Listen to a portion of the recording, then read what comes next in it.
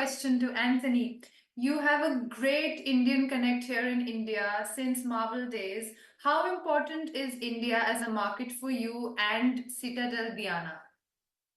Well, we are cinema lovers. We're very passionate. We were fanatical cinema goers before we became filmmakers. So like we respond very strongly to film lovers, and India has such a massive passion for film that it's electrifying, to dialogue with India over storytelling, over films and shows. And so yeah, it has been one of the most exciting parts of what we've been able to do as filmmakers is to be able to like engage with India audiences. Mm-hmm. And now the great thrill here with Citadel is we get to really partner with India storytellers and filmmakers as well, with DK and Raj and Sita.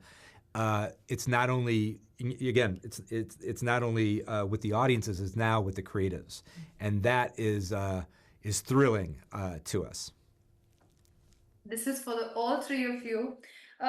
Citadel Diana sits right between Citadel Season 1 and Citadel Honey Bunny. And then we have another season of Citadel 2 that's under production.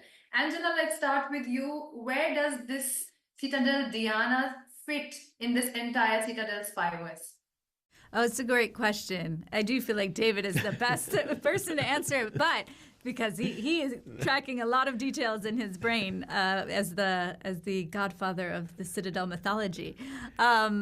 Citadel Diana takes place in the near future, in the year 2030, and it's about 8 years after the fall of Citadel, which we witnessed in Season 1. So we are roughly in a similar timeline as Citadel Season 1 in Diana. However, in Honey Bunny, we are going to go back many decades to experience the childhood of Priyanka's character, Nadia. And so that series largely takes place in the 1990s and also 2000. There's two timelines that we'll be tracking in that one. So it has a very retro feel to it. It is a bit more analog, whereas Diana is slick and futuristic and has some really exciting technology implemented. So audiences are going to get very distinct, culturally specific experiences out of these series, which is exciting. And both of these series, also to your first question, I think are paying homage to their own cinematic histories in wonderful ways. And the level of execution from all of our filmmakers, DK Raj, and Gina and Arnaldo on Diana is just exquisite. It was really, really thrilling for us to watch. Now, the godfather of the mythology, David, what do you have to say? Well, I think, what was so exciting is when we released Season 1, there were so many thrilling fan questions wanting to know more about certain elements within the Citadel universe. And so what Diana really allows us to do is peek inside of Manticore, the antagonist to the Citadel spy organization, and really put a human face and a family, really, at the center of Manticore, Italy. And likewise, people fell in love with Nadia. Who wouldn't? It's Priyanka Chopra Jonas. So what was so thrilling to see in Honey Bunny is really diving into her origin story, who her parents were, and this really beautiful love story at the center of her origins. And so that's one of the great opportunities within this universe, is that in long-form television, and because of all these international series and global series that we've put together, we really get to mine and peek between the different chapters and shadows of what we create in one series and shine a light on it in another series. Anthony, taking off from where David left, if we can see, Citadel Spyverse sort of is becoming like this blueprint when it comes to diversity, when it comes to filmmaking, both in front of and behind camera. Do you think that's something that you wanted to do and that's coming true with this perfect project here? Oh, yeah, absolutely. I mean, ever since Joe and I were young, we loved global cinema. One of our great thrills growing up was to go to the Cleveland Cinematheque and watch movies from every corner of the planet, obscure films that you would never see come through in commercial movie theaters. But they were always extremely exciting to us, just the details, the new details that we could discover in those expressions. So that's always fired us. And the fact that we've been able to do work previous to this that has connected with global audiences and brought us around the world to dialogue with those audiences.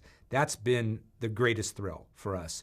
This now, Citadel presents an entirely new opportunity for us to do something we've never done before, and it's exactly what you're saying.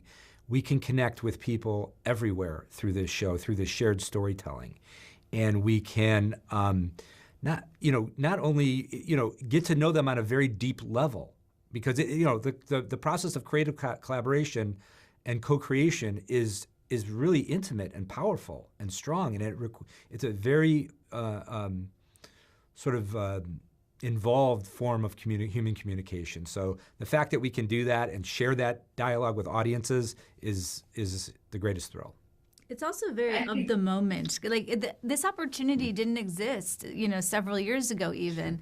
And I think the fact that we're able to connect and collaborate across the globe in the manner that we are as artists, and with a platform like Amazon Prime that opens up our storytelling to every country, around the planet, is really exciting. And so we're thrilled that they had the vision to do something this bold and revolutionary, truly.